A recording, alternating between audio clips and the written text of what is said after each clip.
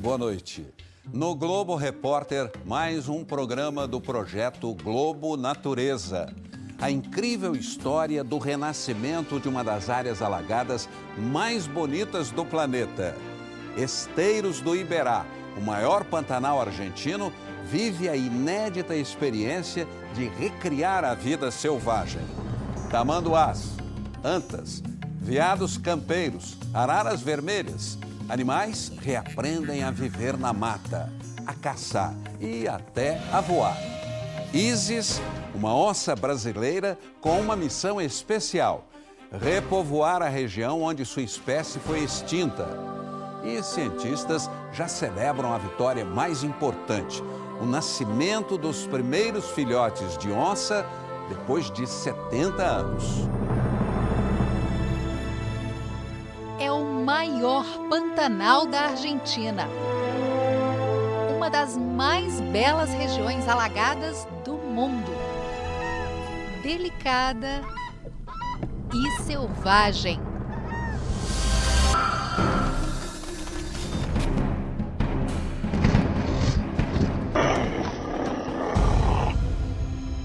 A natureza levou milhões de anos para criar cada detalhe desse cenário. E o homem quase acabou com ele em poucas décadas. A mão que devastou e matou, agora traz a vida de volta. É essa história de renascimento que a gente vai contar. Isso tudo está acontecendo bem pertinho da fronteira do Brasil. São mais de 1.300.000 hectares. O nome do lugar é herança indígena, Guarani. Esteiros do Iberá, água que brilha. Este é um ecossistema bastante complexo. Os esteiros do Iberá têm cerca de 4.000 espécies de plantas e animais. De cima, a gente tem uma ideia melhor do quanto é grande e de toda essa diversidade. E a gente está em uma das 63 lagoas que existem aqui. É uma das mais importantes, a Lagoa Iberá. Repovoar o Pantanal argentino é um desafio gigantesco. Pelo menos 8 espécies de animais tinham desaparecido completamente daqui. Seguindo a trilha do renascimento, nossa primeira parada vai ser onde os pesquisadores trabalham na missão mais difícil: trazer de volta um animal amado e temido, um dos mais importantes símbolos da região. Agora a gente vai embarcar para a ilha de San Alonso, onde técnicos, biólogos e veterinários trabalham para dar esse passo que vai além da recuperação do ecossistema. Eles preparam a volta da onça-pintada para cá. O percurso até chegar à ilha já mostra por que o local foi escolhido. É mais isolado, mais longe da pressão de áreas de pecuária, por exemplo. Em San Alonso, nosso primeiro anfitrião é o arisco e desconfiado veado campeiro. Ele foi o primeiro animal a ser trazido de volta para cá.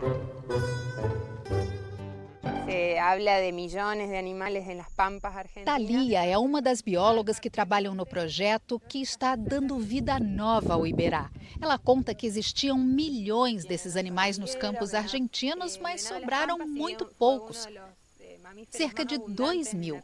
23 veados campeiros foram soltos aqui e hoje eles já são mais de 120. 23 animais e hoje em dia já há mais de 120.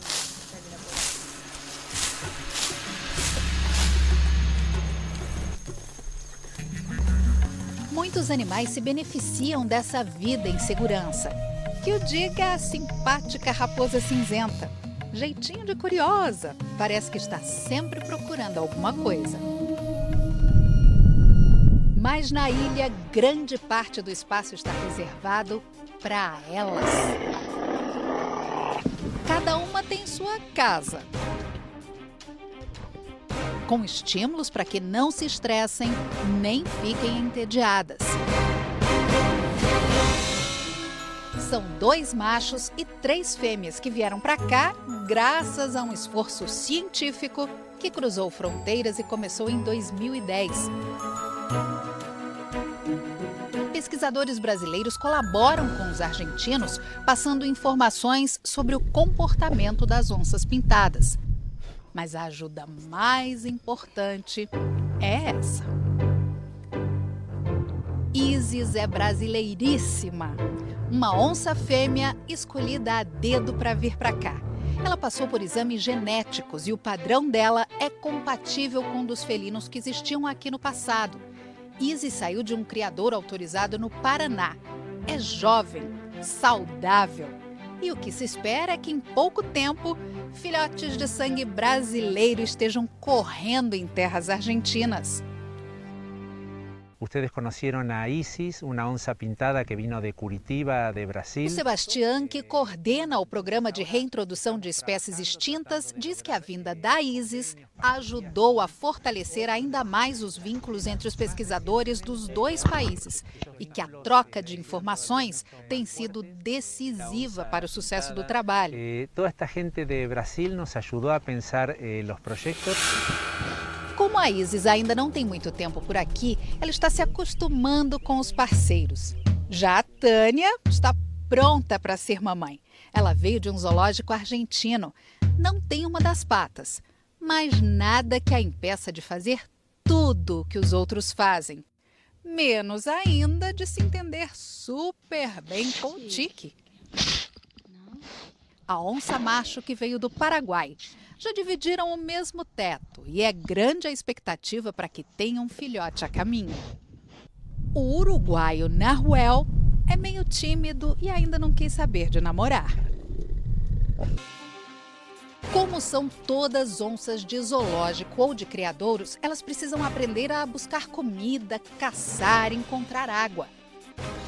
Apenas a bióloga e os cuidadores se aproximam assim, para que elas não se agitem demais ou avancem, especialmente na hora do treinamento. Nossa saída foi montar as câmeras em locais estratégicos para acompanhar tudo.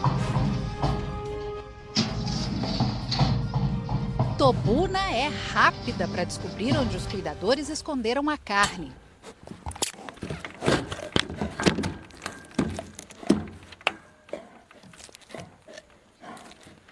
Pode parecer estranho, mas é assim mesmo. Animais poderosos, do topo da cadeia alimentar, precisam aprender a caçar para ensinar aos filhotes.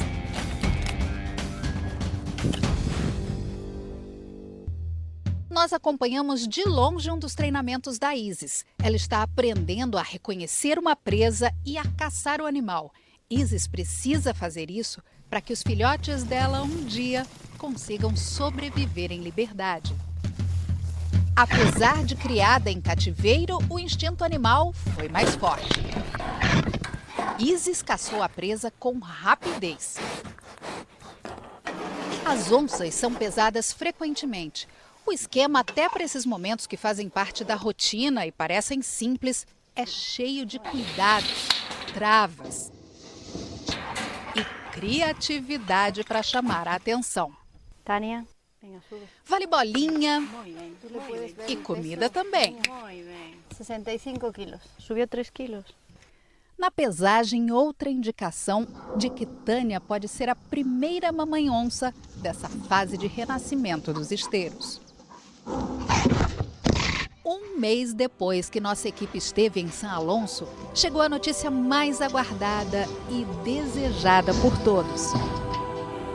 Depois de 7 décadas de extinção das onças pintadas no Iberá, Tânia, valente, abriu o capítulo mais importante.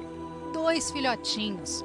Como os filhotes não podem ter contato com humanos, as imagens são das câmeras de proteção do centro de crias. São os novos personagens de uma história que podia ter sido apagada para sempre. Quando os filhotes vierem para cá, já não vão ter mais nenhum tipo de ajuda, nem das mães. Vão estar sozinhos, devem ser monitorados por câmeras. A comida vai ser o que caçarem por aqui. E o local tem tudo o que os filhotes vão encontrar no Iberá. Nessa área de 300 mil metros quadrados, eles devem passar cerca de 1 ano. Vai ser o último estágio antes de serem soltos. Os filhotes vão ser livres, mas esses papais e mamães nunca poderão ser soltos. Eles não saberiam como sobreviver na natureza sem a ajuda do homem. A missão deles é gerar e preparar os filhotes. Esses, sim, vão refazer a história dos esteiros do Iberá.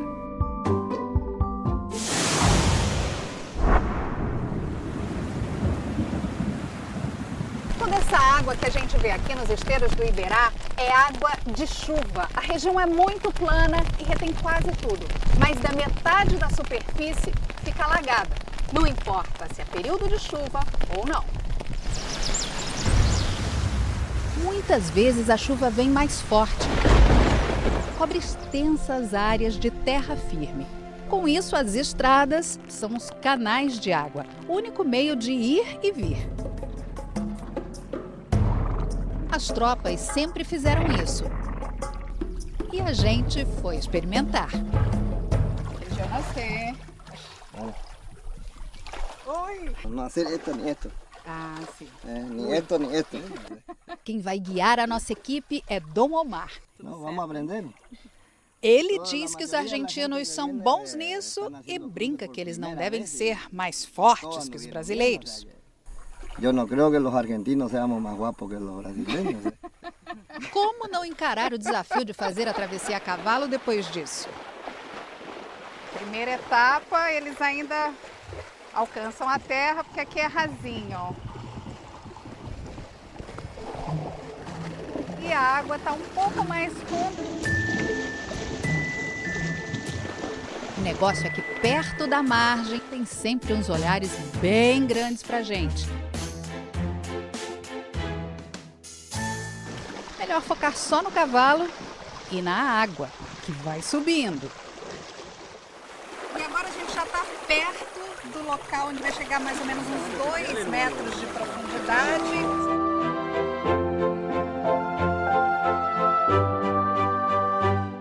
Agora já vamos começar a nadar com os cavalos.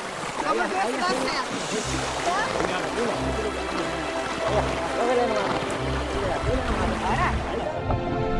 Hora de segurar a crina e ficar bem alongada do jeito do jacaré. Devagar, vou mais para trás para não pesar no pescoço do cavalo e não incomodar o animal. Quando fica mais fundo, a gente tem mesmo é que segurar no rabo do bicho. De cima, a gente percebe a dificuldade que é essa travessia quando é feita para valer. Quando, além dos cavalos, a responsabilidade é salvar pessoas e os rebanhos. Vendo isso, quem duvida que é a natureza que está no comando?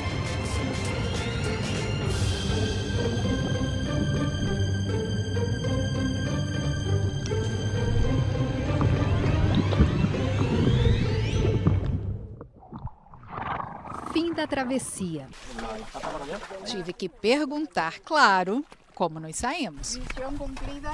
Bem cumprida? 10 pontos. 10 pontos? Sim, na verdade que... Sabe o que o Omar falou? Nós tiramos nota 10.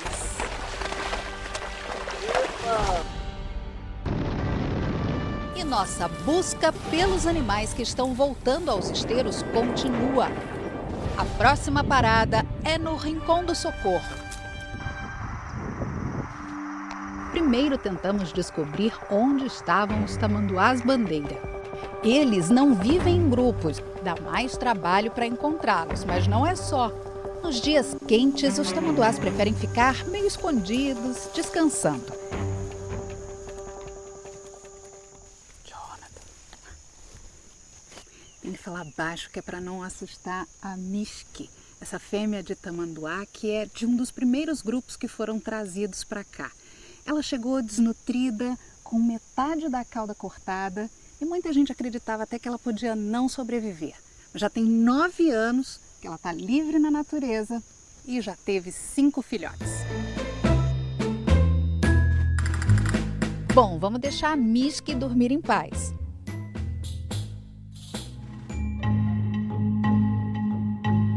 Esse é o lugar onde foram soltos os primeiros tamanduás do projeto de reintrodução de espécies. Libertaram 36. Hoje, existem mais de 100 no Rincón.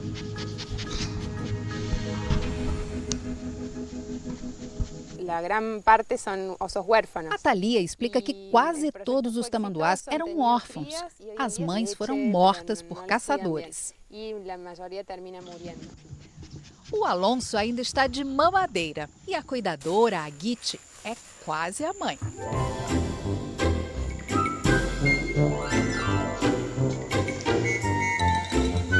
Alonso é tão fofo e estava tão à vontade que a gente se aproximou um pouco. O Jonathan, nosso repórter cinematográfico, foi com a câmera pequena mais perto ainda. E parece que o Alonso não gostou muito, não. Não, vem cá, me salva.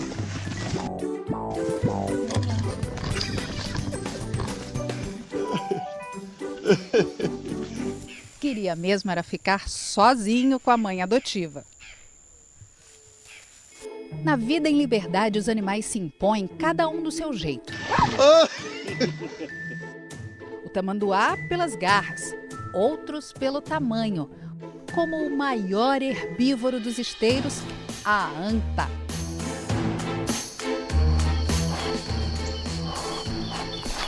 No Rincón do Socorro, elas já procriaram. O nome do pequeno é Arandu. Em Guarani, significa sábio. O Tinto anda e faz xixi para demarcar a área dele. O Tinto veio de zoológico, a mesma situação da maioria das antas que agora voltaram a viver nos esteiros. Elas precisam passar por um processo de reeducação alimentar. O Emanuel acompanha toda essa transição. Ele explica que não é fácil para os animais substituírem a alimentação a que estavam habituados no zoológico. No caso das antas, muitas frutas e verduras. Está acostumbrado a comer banana, manzana, frutas de verduleria. A primeira troca é por ração e depois pelo que elas vão encontrar na vegetação dos esteiros. Que não são tão palatáveis como uma banana. Isso às vezes leva mais de um ano. É dureza. É muito difícil. Nesse comboio segue o mais novo morador do Rincón. Uma viagem de 5 horas desde o centro onde estava em quarentena. É difícil o acesso ao local onde o animal vai passar por um estágio de adaptação. A expectativa é enorme. Gregório começa a sair bem devagarinho. Carinha de desconfiado. Dá uma olhada em volta. Avança um passo. Recua. Observa mais um pouco. E sai decidido para conquistar a vida nova.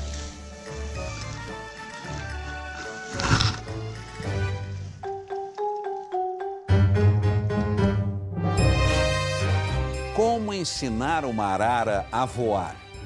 E nossa repórter vive a aventura de mergulhar entre jacarés e piranhas. É daqui a pouco.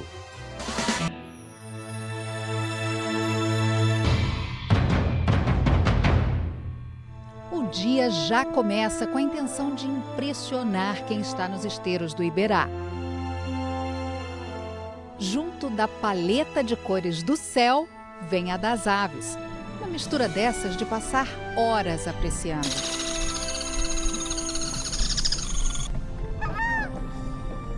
Existem cerca de 400 espécies de aves por aqui. Além de ser deslumbrante de ver, é delicioso de ouvir. Parece que elas têm uma música para cada missão. As aves são parceiras que vários outros animais querem ter por perto. Mas algumas preferem mesmo ficar sozinhas, escondidas no meio do mato. Essa com o rabo maior do que o corpo é a tesoura do campo. Foi muita sorte encontrá-la, porque está ameaçada de extinção.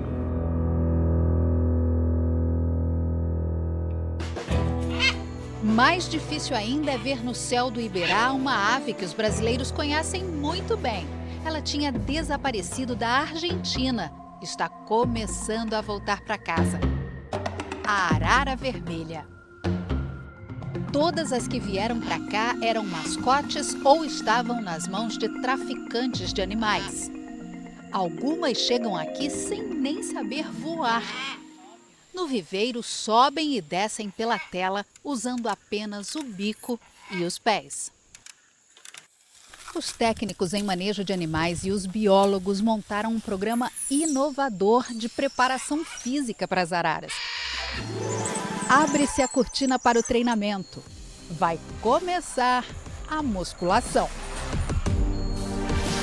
As araras são estimuladas a voar de um ponto ao outro do viveiro pelo som. Elas têm que fortalecer os músculos, especialmente os das asas.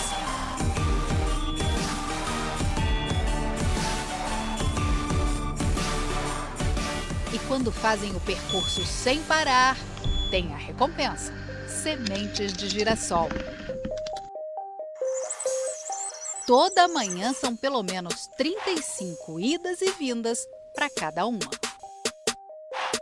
Esses obstáculos que elas precisam contornar simulam o que vão enfrentar na natureza. As árvores aqui ficam mais longe umas das outras. As araras também precisam ter força para conseguir voar de uma ilha para outra.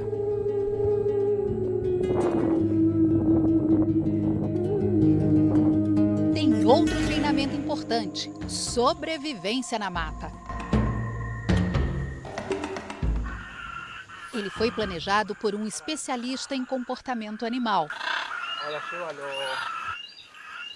Quando a tela desce, as aves assistem a uma cena chocante. Uma arara empalhada sendo atacada por um gavião. O ataque é de mentirinha, mas elas observam mesmo. É a forma de mostrar que aqui também existem predadores.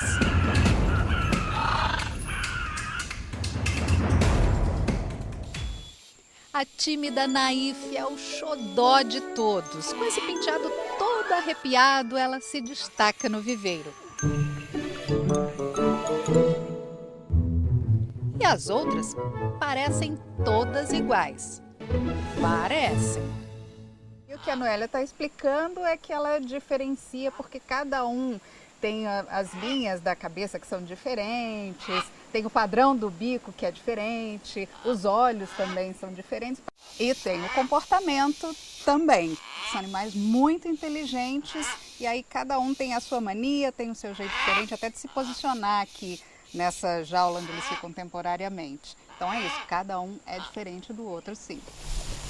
E lá vamos nós na trilha, no meio da pradaria de novo. A coluna está muito cerca. Este projeto, que tem 3 anos, já colocou no céu dos esteiros 11 araras vermelhas, mas nada de filhotinhos.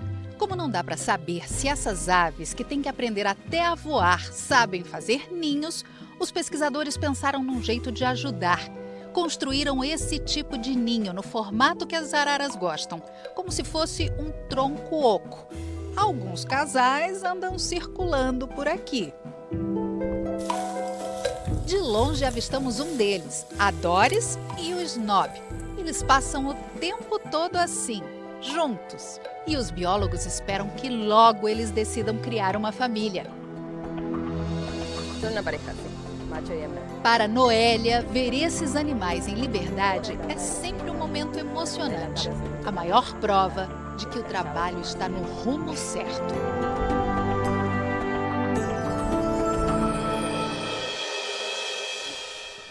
A nossa equipe agora está na parte sul dos esteiros. A missão do dia é chegar até a nascente do rio Corrientes, que recebe parte da água da chuva aqui dos esteiros.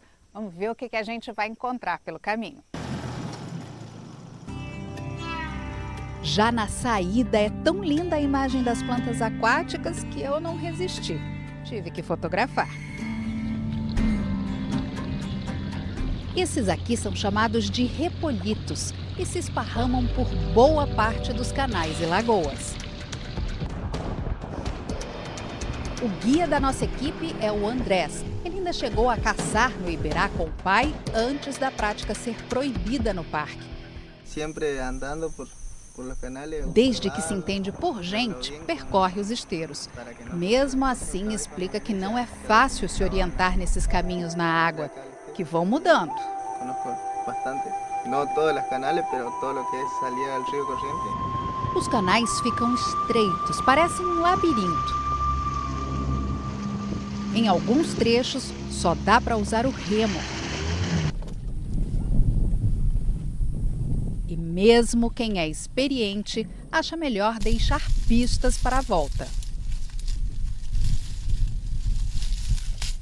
Este é o segundo caminho que a gente pega para tentar chegar até a nascente do rio Corrientes. Ainda não deu certo por causa de um fenômeno típico daqui, as ilhas flutuantes. Toda essa vegetação que a gente viu ao longo do caminho se junta com terra, seca um pouco e o vento desloca essa mistura de plantas e terra e forma mesmo como uma espécie de ilha. E essas ilhas flutuantes estão impedindo que a gente se aproxime da nascente. Vamos ver se a gente consegue agora. São muitas idas e vindas, uma série de tentativas, até que alcançamos a nascente. A gente demorou para acreditar. A nascente é difícil de ver nesse mundo de água. É a junção de 3 pequenos canais e o fluxo da água muda. Para nós não pareceu nada muito diferente de outros pontos por onde a gente já tinha passado. Mas o nosso guia, o Andrés, explicou que a água aqui corre de um jeito diferente e é mais forte. A gente pediu para desligar o motor da lancha e agora estamos só pela correnteza.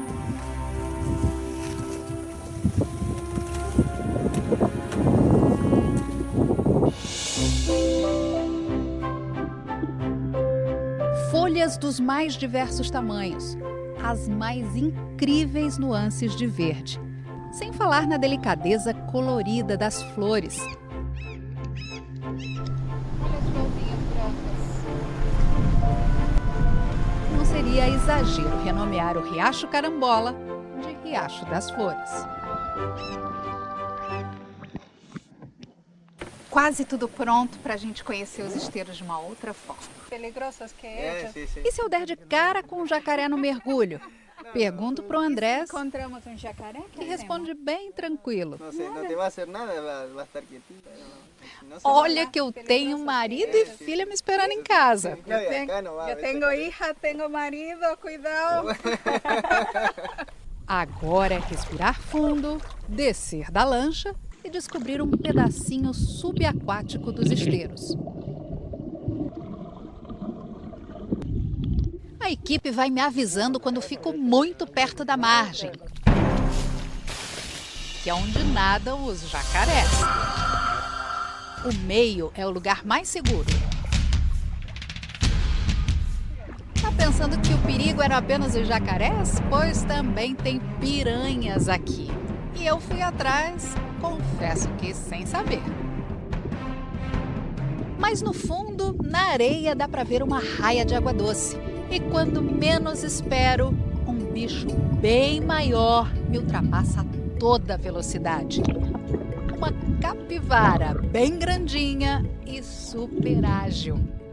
Peixes foram poucos, mas eu posso dizer que nadei com uma capivara, gente. Passou do meu ladinho. Não tem peixe porque o jacaré come todos os peixes. Então, é porque tem muito jacaré. Já a gente mergulhou, tem muito jacaré. Bom. De volta à terra firme, sãos e salvos. E logo damos de cara com uma espécie que só sai da toca quando começa a escurecer. Parece um coelho, mas é a biscacha. Qualquer barulho ou movimento brusco e elas fogem.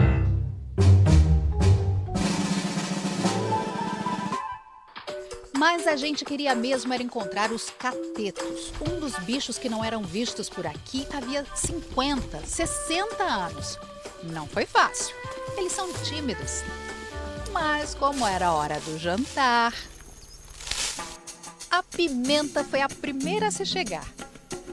Mais um pouquinho de comida e o restante da família também veio. como terreno abierto y con la ganadería. Emanuel conta que esse campo foi muito explorado pela pecuária e isso contribuiu para a extinção dos catetos.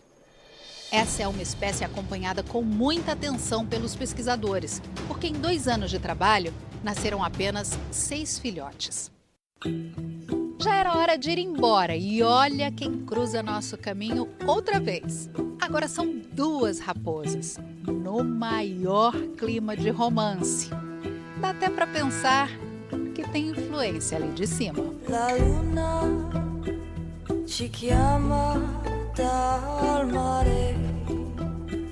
Uma cidade de 6.000 habitantes e mais de 70 capelas erguidas pelos próprios moradores, a maioria dedicada a santos populares.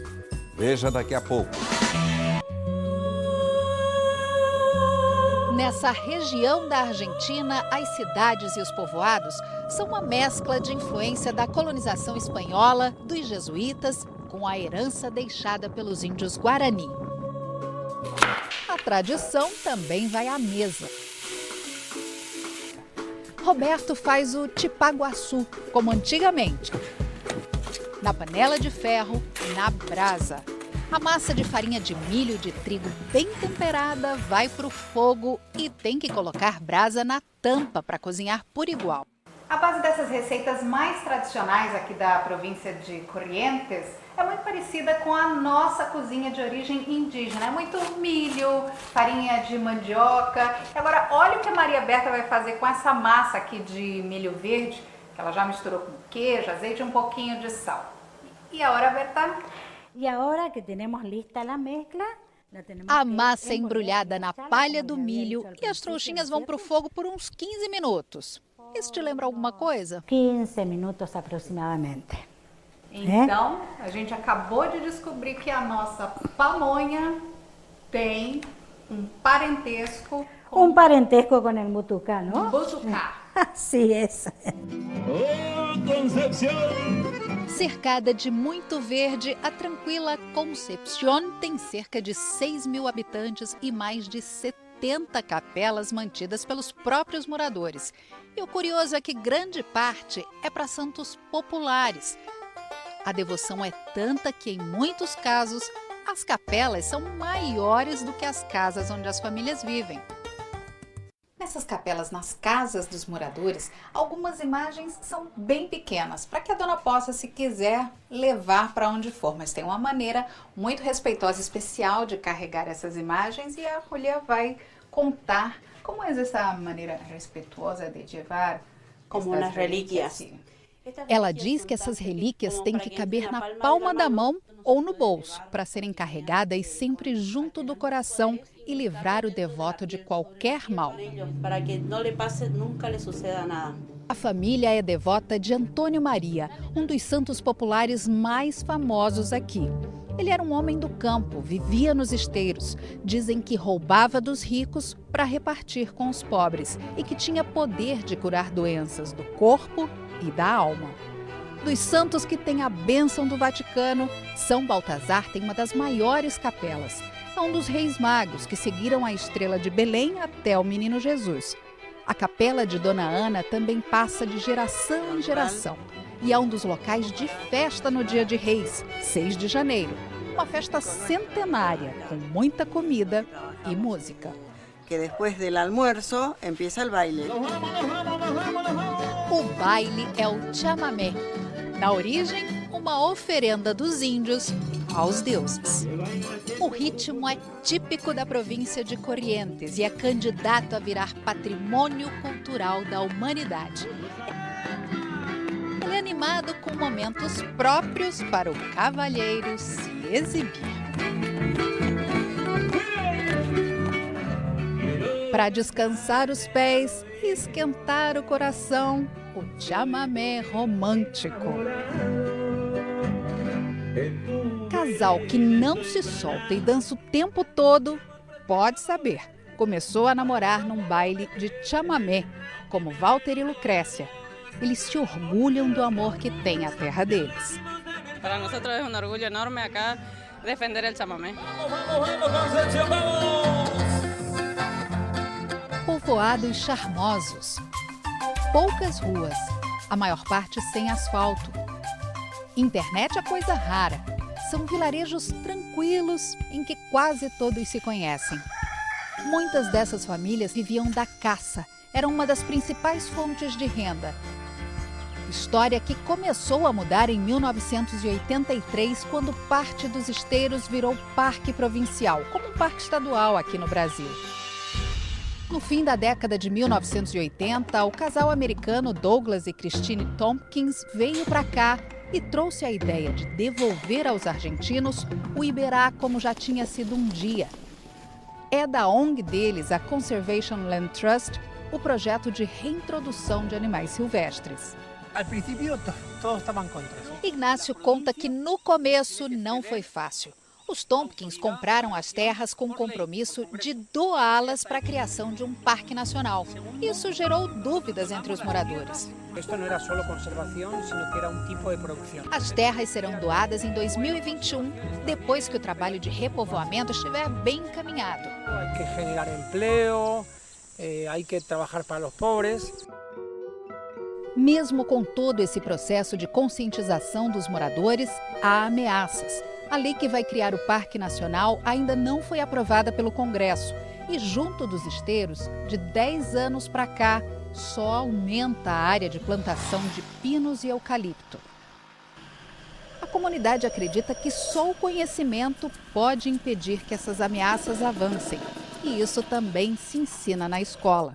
Em San Miguel, as crianças têm palestras com biólogos dos parques nacionais para explicar a importância de preservação dos esteiros. Da sala de aula para a prática, um bosque só com espécies nativas.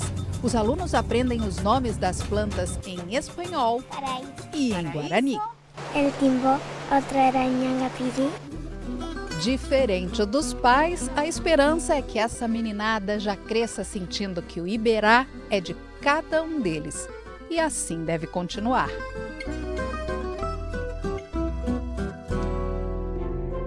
Como manter vivo o Pantanal ameaçado?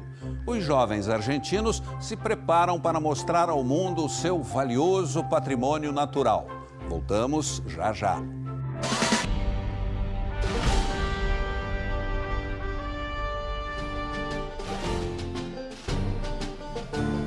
Os moradores de Colônia Pellegrini querem para o futuro do povoado um equilíbrio entre as atividades mais tradicionais daqui, como a agricultura e a pecuária, e o ecoturismo. Para isso, fazem um investimento que sabem que tem retorno certo: a educação.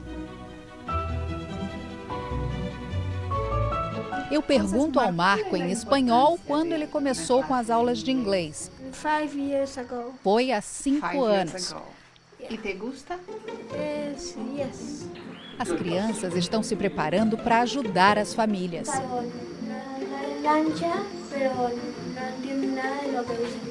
Ele disse pra gente que é importante para a formação de uma nova geração de pessoas que vai receber os turistas, que não adianta hoje os turistas saírem numa lancha para conhecer o lugar e não entenderem nada do que o guia vai falar, porque o guia só fala espanhol. No restaurante dos pais de Alexia, é ela quem fala e anota os pedidos dos estrangeiros. O professor é voluntário. Alex Pride é britânico e depois de aposentado decidiu correr o mundo ensinando inglês. Do you have any money? No, teacher, I do not have any money.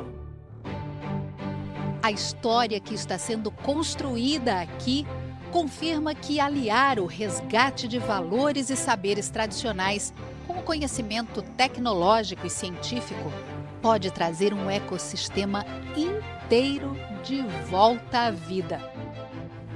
Tânia e a família dela são a maior prova desse renascimento. Os filhotinhos estão crescendo saudáveis, fortes e fazem pulsar sangue novo nos esteiros do Iberá.